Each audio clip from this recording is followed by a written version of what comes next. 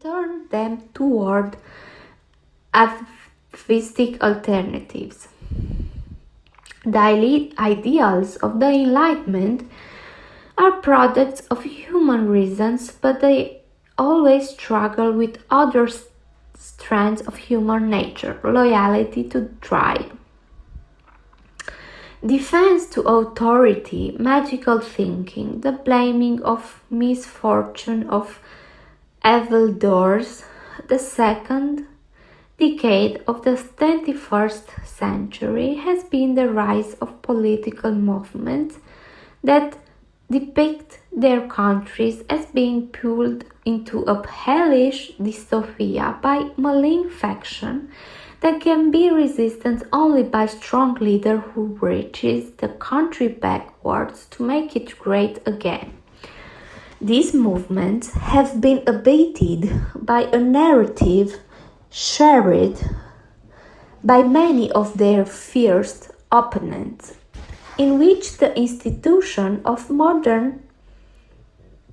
modernity have failed and every aspect of life is in the beginning crisis.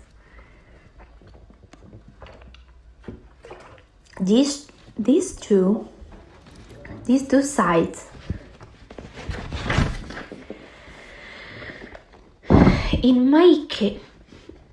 macabre agreement that wrecking those institutions will make the world a better place. Harder to find is a positive vision that sees the world's problems against a background of progress that it seeks to build upon by solving those problems in their turn. If you still are unsure whether the ideals of Enlightenment humanism need a vigorous defense, consider the diagnosis of Shiraz Maher, an analyst of radical Islamist movement. The West is shy of its value. It doesn't speak up for classical liberalism, he says. We are unsure of them. They make us feel uneasy. Contrast that with the Islamic State, which knows exactly what it stands for, a certain that is incredibly seductive, and he should know, having once been a regional director of the jihadist group Hizb ut-Tahrir. Reflecting on liberal ideas in 16th, not long after they had withstood their greatest trial, the economist Friedrich Hayek observed, if old trusts are to retain their hold on man's mind, they must be restated in the language and concepts of successive generations, inadvertently proving his point with the expression man's mind. What at one time are their most effective expression gradually become so worn with use that they cease to carry a definite meaning. The underlying ideas may be as valid as ever, but the words, even when they refer to problems that are still with us, no longer convey the same conviction. This book is my attempt to restate the ideals of the Enlightenment in the language and concept of the 21st century. I will first lay out a framework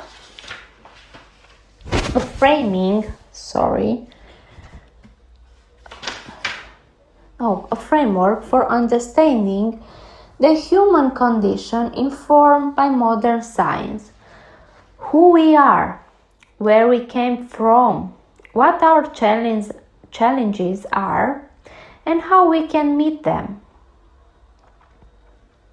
The bulk of the book is devoted to defending those ideals in a distinctly 21st century way with data. This evidence basket take on the Enlightenment project reveals that is now not a naive hope.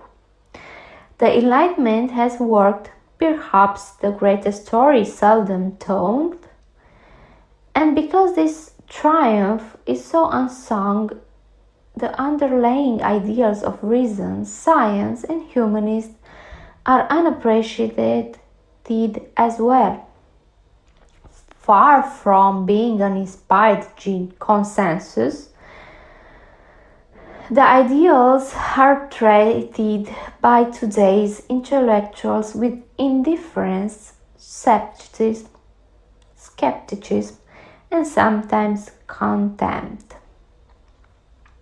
When properly appreciated, I suggest the ideals of the Enlightenment are in fact stirring, inspiring, noble, a reason to live. Dare to understand, Chapter 1. What is enlightenment? In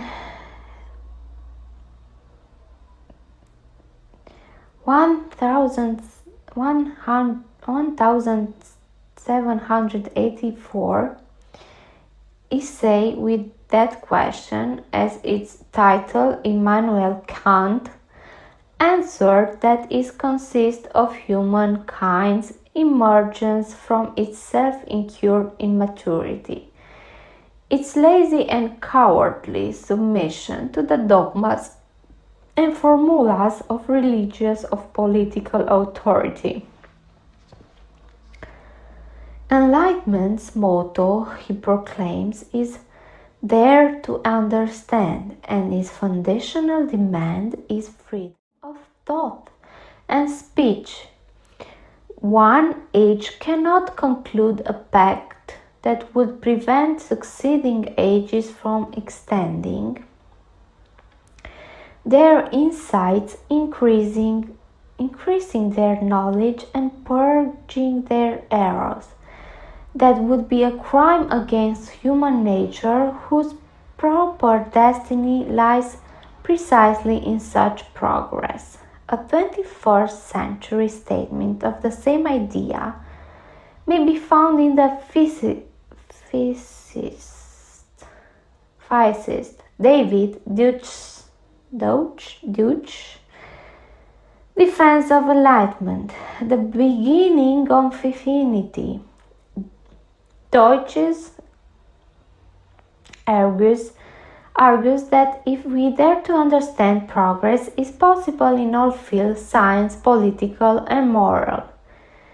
Optimism, in the sense that I have advocated, in the theory that all failures, all evils, and due to insufficient knowledge, problems are inevitable, because our knowledge will always be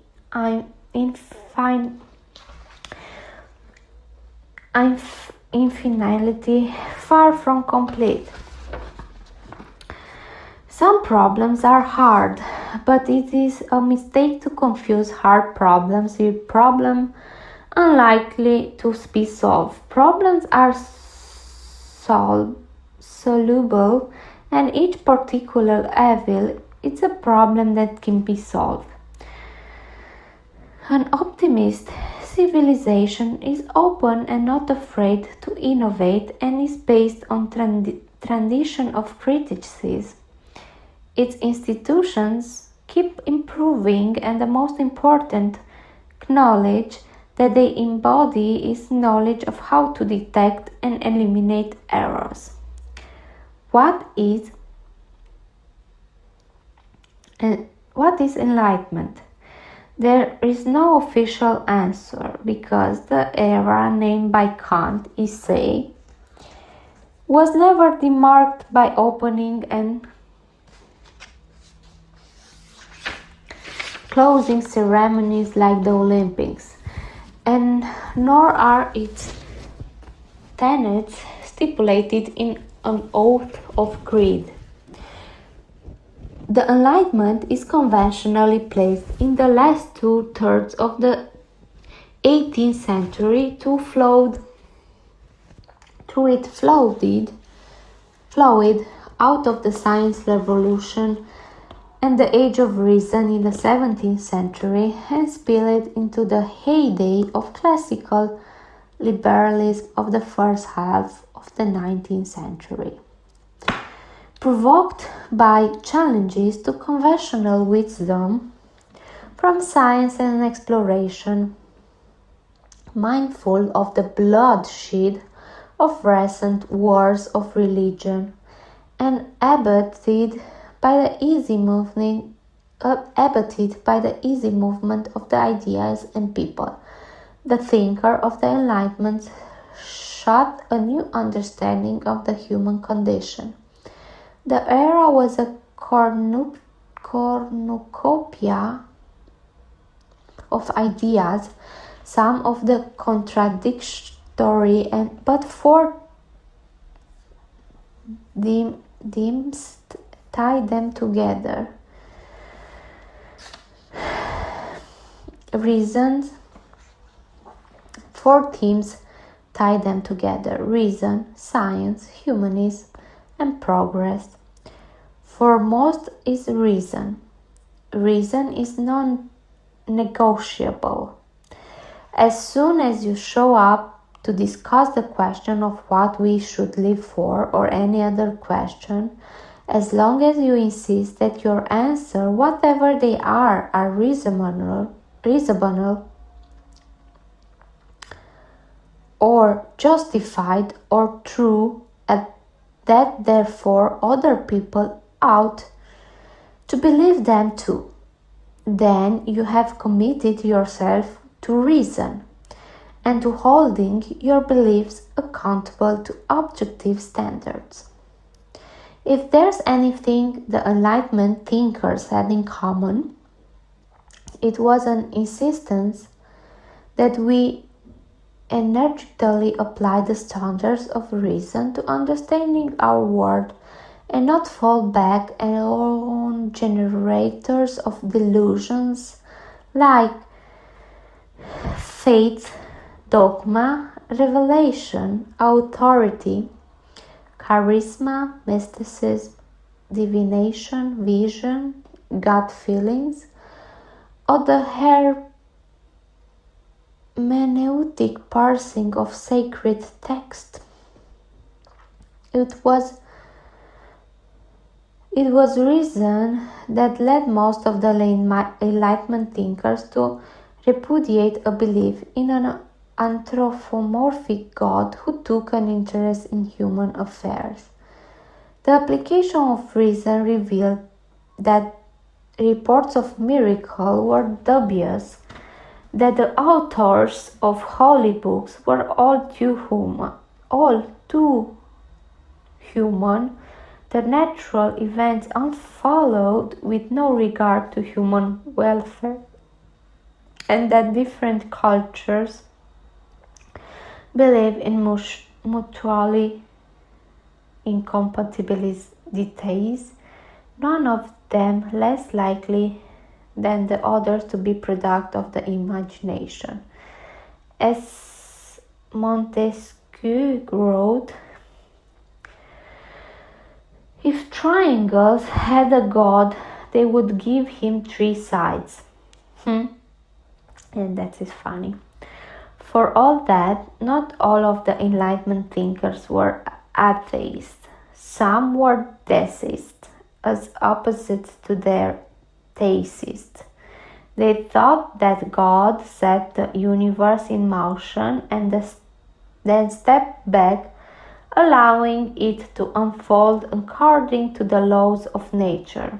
Others were pantheists, who used God as a synonym for the laws of nature, but few appealed to their law-giving, miracle-conjuring, son-begetting God of Scripture.